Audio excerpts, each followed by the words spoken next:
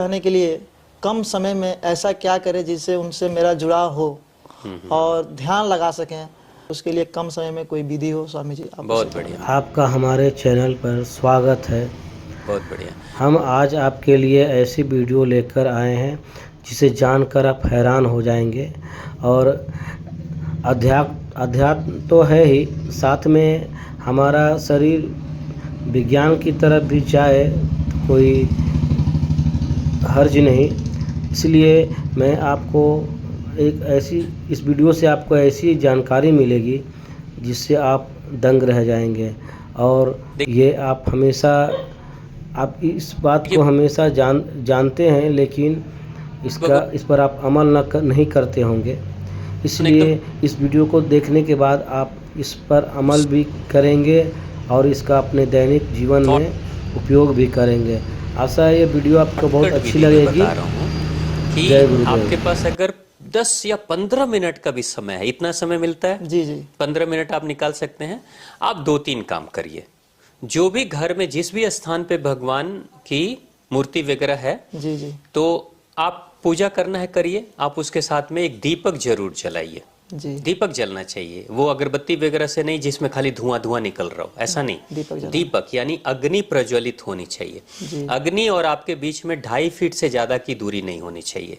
दीपक जल रहा है, आप 2.5 फीट के डिस्टेंस के अंदर बैठे हुए हैं, ठीक है। दीपक जल रहा है, ये तो हो गया। उससे क्या होता है, आकाश तत्व तैयार होता है, ऑरा आपका शुद्ध होता है। राइट, पहली चीज। दूसरी चीज, आपके घर में शंख होना चाहिए जी। शंख जरूर बजाइए, स्त्री या पुरुष सभी। स्त्रियों में सिर्फ गर्भवती माताएं ना बजाएं, गर्भवती महिलाएं ना बजाएं। बाकी सभी स्त्री बजा सकती हैं, सभी पुरुष बजा सकते हैं, बजाएं। शंख बजाने से क्या होगा कि जैसे ही आप शंख फूंकते हैं, लंबी गहरी सांस लेते हैं, तो लीवर किडनी स्वस्थ हो जाती है। और लीवर किडनी की ही शक्ति से आप फूंक पाते हैं बाहर जी। तो उस समय किडनी की शक्ति मिलती है हार्ट को और लंग्स को, दिल को और फेफड़े को। और इसी के दम पर, किडनी की शक्ति के दम पर आप शंख को फूंकते हैं, जिससे शंख बजता है जी। तो जब आप शंख फूंक कर बजाएंगे तो लंग्स, फेफड़े और दिल दोनों स्वस्थ हो जाएगा जी। और 5वां जो अंग है महत्वपूर्ण, वो है दिमाग। जब आप जोर से शंख को लंबे समय तक बजाएंगे, फूंक मारेंगे, तो जितनी भी वायु अंदर है शरीर के अंदर, वो सारी की सारी बाहर निकल जाती है। और अगर आपने 3 बार भी शंख बजा दिया, तो 3 बार शंख बजाया जाता है भगवान ब्रह्मा, विष्णु, महेश के आह्वान के लिए, माँ सरस्वती, माँ लक्ष्मी, माँ दुर्गा के आह्वान के लिए, है ना, या फिर पाताल लोक, धरती लोक, स्वर्ग लोक के लिए। मतलब ये 3 है, त्रिदेव का कॉन्सेप्ट। तो आप जैसे ही 3 बार शंख, अगर लंबा शंख बजा लिया आपने ना, तो दिमाग एकदम खाली हो जाता है जी। सारा वायु निकल गया, और जितना भी अंदर का कचरा वायु निकल गया, उसके बाद से आप सांस लेंगे तो प्योर ऑक्सीजन जाएगी, यानी प्राण वायु ले रहे हैं आप। और प्राण वायु लेंगे तो तुरंत से फ्रेश ऑक्सीजन जो गई, तो जितने नकारात्मक विचार आपके मन में थे, दिमाग में थे, वो हवाओं के माध्यम से बाहर निकल चुके हैं शंख फूंकते ही। अब फ्रेश वायु आएगी तो सिर्फ पूजा नहीं करेंगे, वो फ्रेश वायु ही देवी देवता के रूप में, प्राण के रूप में आपके अंदर प्रवेश करते हैं जी। वायु के माध्यम से पवन देव बोलते हैं ना, पवन देव हनुमान जी पुत्र हैं पवन देव के। उसी तरीके से पवन के माध्यम से आपने ले लिया, तो दिमाग को खाली कर दिया, दिमाग सुन्न हो जाता है। मैं बजाता हूं, उसके बाद से 3 बार बजाने के बाद तो दिमाग में कोई विचार ही नहीं आता है, निर्विचार हो जाता है, एकदम निर्विचार, शांत मन, शांत। अब जैसे ही मन शांत, अग्नि प्रज्वलित है, आप बैठे हैं भगवान के पास, आपका दिमाग सोच से परे हो चुका है, तो किसका सोचेंगे? जो मूर्ति प्रतिमा वहां है, जो अग्नि है, बस वहीं ध्यान लग जाएगा। बहुत विचारों को, आपके मन को कौन भटकाता है? आपके विचार। हाँ। हमने तो शंख फूंक कर विचारों को शक्ति जो मिलती थी, उसका ही मैंने दम निकाल दिया, उसका दम निकल चुका।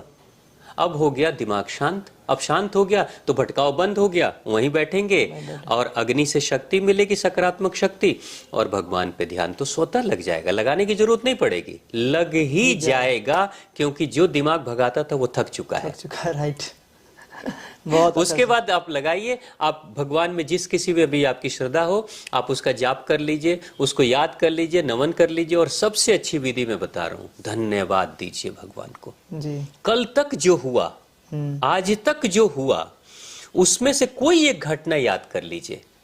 जैसे मान लीजिए कि कल आप किसी अपने पुराने मित्र से मिले, अच्छे मित्र से मिले और बड़ी खुशी हुई, उसके लिए धन्यवाद करिए, आपने मिलाया, वो खुशी आपने दी। अच्छा भोजन किया, भगवान आपके कारण से जी मेरी प्रतिष्ठा समाज में बढ़ रही है, मुझे लोगों का प्रेम मिल रहा है, मुझे अच्छा भोजन मिला, ये वस्त्र पहना हूं, अच्छा है आपने दिया।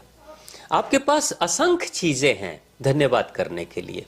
आप स्वस्थ हैं, आप अच्छे हैं, खुश हैं, भगवान के पास बैठने का मौका मिल रहा है, धन्यवाद करिए। इससे बेहतर पूजा कुछ नहीं हो सकती है। जितना ही धन्यवाद करेंगे उतना ही भगवान प्रसन्न होंगे और आपके अंदर खुशी आएगी, और खुशी को बढ़ाना ही तो आनंद की दिशा में बढ़ना। आत्मा का खुराक आनंद ही है। आत्मा के पास है क्या? आनंद। और जिस दिन उस परमानंद से आप मिल लेंगे ना, उसके बाद मैं बता रहा हूं, बाजार चलते हुए ध्यान होगा जी, मार्शल आर्ट करते हुए ध्यान होगा, लोगों से बात करते हुए ध्यान होगा। 10 लोग आपके साथ बैठ के बात कर रहे हैं, आप भी बात कर रहे हैं और ध्यान भी चल रहा है जी। ऐसा आनंद आता है। तो बस उसी से जुड़िए, आपकी पूजा हमेशा चलेगी। 10 मिनट के लिए पूजा करेंगे, लेकिन कुछ दिनों के बाद आपको लगेगा कि दिन भर मेरी पूजा चल रही है। बाइक चला रहा हूँ, पूजा चल रही है, लोगों से बात कर रहा हूँ, पूजा चल रही है, काम कर रहा हूँ, पूजा चल रही है। ऐसा होगा, और यहीं से ध्यान की शुरुआत हो जाती है। ध्यान का मतलब क्या हुआ? जिस काम को करें उसी पे पूरी चेतना लग जाए, पूरा ध्यान लग जाए, बस यही ध्यान है। मैं यहाँ पे हूँ और चिंतन कहीं और चल रहा है, इसका मतलब मैं यहाँ नहीं ध्यान कर रहा हूँ, मैं ध्यान कहीं और कर रहा हूँ कहीं और, ध्यान कहीं, तन कहीं और, मन कहीं और। अभी यही हो रहा है स्वामी जी, ऐसा ही। तन और मन जब एक जगह पे हो जाता है, बस यही ध्यान है। मतलब अगर हम लोग कोई काम करते हैं, बच्चे को हम कुछ समझा रहे हैं, बता रहे हैं, वो सोचता रहता है, हम बोलते हैं कहाँ हो तुम, तब वो फिर ध्यान लाता है। तो ऐसा होता है बच्चों के साथ भी। लेकिन आपने बताया, मैं बच्चों को भी ऐसे को एक्सप्लेन करूंगा। और स्वामी जी ने जो विधि बताई वाकई काबिल तारीफ है। इसको आप लोग अपनाएं, जिंदगी में काफी परिवर्तन आएगा। मैं भी स्वामी जी इसको अपनाऊंगा। राइट। बहुत बहुत धन्यवाद स्वामी जी। खुश रहिए, खुश रहिए।